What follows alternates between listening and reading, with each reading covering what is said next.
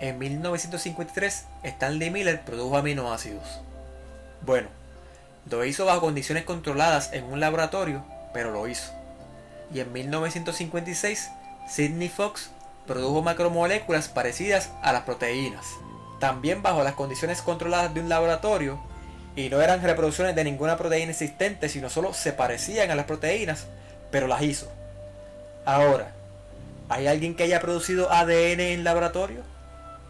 En la naturaleza hay catalizadores, o sea, proteínas que construyen proteínas y ácidos nucleicos.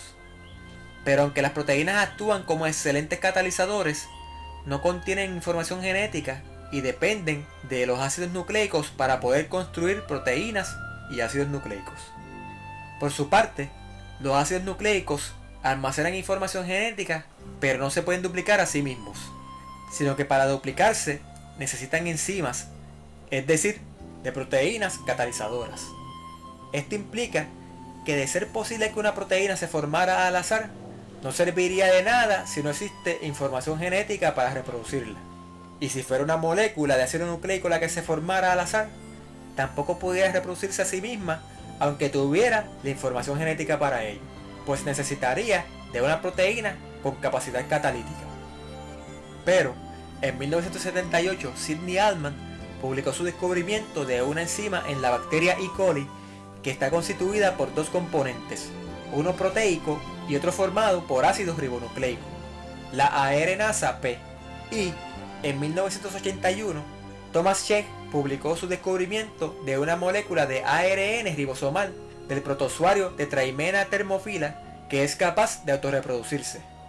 Para finales de los 80, la gran mayoría de los evolucionistas estaban convencidos de que la vida en la Tierra había comenzado con la formación espontánea de una molécula de ARN. Tanto así que por sus descubrimientos, Sidney Altman y Thomas Cech compartieron un premio Nobel en 1989. Aunque muchos evolucionistas sienten haber encontrado en el ARN la respuesta, el problema de la síntesis espontánea de ácidos nucleicos es mucho mayor que el de las proteínas. Tanto es así que ningún científico respetable se ha atrevido a intentar producir ácidos nucleicos en las condiciones prebióticas que se supone existían en la atmósfera primitiva. Y aunque es cierto que se ha logrado sintetizar en laboratorios componentes de los ácidos nucleicos, las condiciones para lograrlo, entiéndase la temperatura, compuestos químicos en el ambiente, etc., difieren tanto unas de otras que lo único que en realidad prueban dichos experimentos es que es imposible que la formación de ácidos nucleicos ocurriera debido a procesos naturales y el azar. Mientras muchos científicos corrían hacia el ARN sin analizar cabalmente de la situación, otros reconocieron y señalaron las fallas de la teoría. Entre estos están Charles B. Thaxton, Walter L. Bradley y Roger L. Olson, quienes en 1984 publicaron el libro El misterio del origen de la vida. Si usted lee inglés, puede bajar este libro gratuitamente en themysteryoflifesorigin.org. También en 1984, Robert Shapiro publicó el artículo titulado El origen de la vida, la improbabilidad de la síntesis prebiótica de ácidos nucleicos. En ese artículo, Shapiro planteaba una pregunta a la comunidad científica.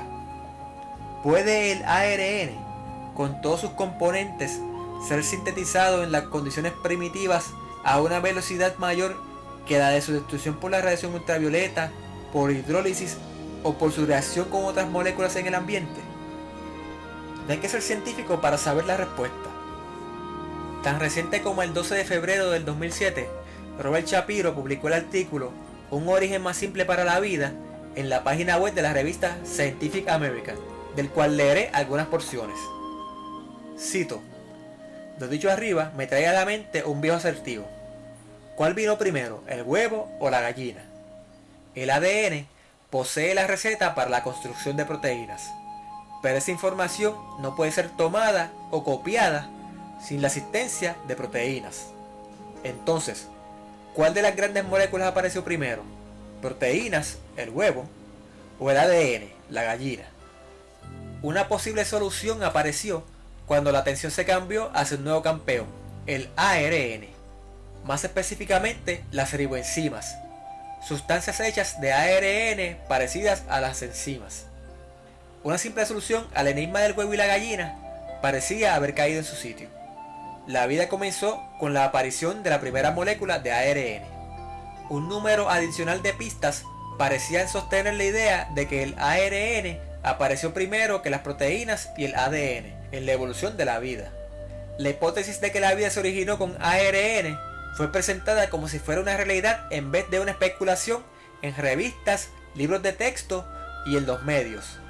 Pero las pistas que he citado solo apoyan la débil conclusión de que el ARN precede al ADN y a las proteínas. Ellas no proveen información sobre el origen de la vida, que pudo haber involucrado etapas anteriores al ARN. Tal vez 2/3 de las publicaciones científicas sobre el origen de la vida aún apoyan la idea de que la vida comenzó con la formación espontánea de ARN o alguna molécula autorreproducible relacionada a esto. Las atractivas características del mundo del ARN motivaron a Gerald Joyce del Scripps Research Institute y a Leslie Orgel del Salk Institute a describirlo como el sueño del biólogo químico en un libro dedicado a dicho tópico. Ellos también utilizaron el término la pesadilla prebiótica del químico para describir la otra parte del cuadro. ¿Cómo fue que surgió ese primer ARN autorreplicable?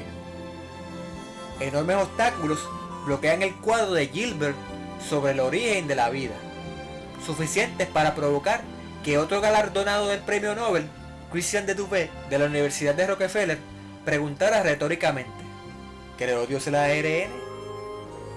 Muchos químicos, confrontados con estas dificultades, han abandonado la hipótesis del ARN primero como si fuera un edificio en llamas. Un grupo, por otro lado, permanece cautivo por la visión de la molécula autorreplicable y han optado por una salida que conduce a un peligro similar. En esta teoría revisada, un replicador más simple surgió y dominó en un mundo pre-ARN. Todas estas teorías que Shapiro critica, como las que defiende, están basadas en alguna molécula imaginaria que no existe en el presente, si es que alguna vez existió, y que por ende nadie sabe su forma y composición ni cómo reaccionaría en circunstancias dadas.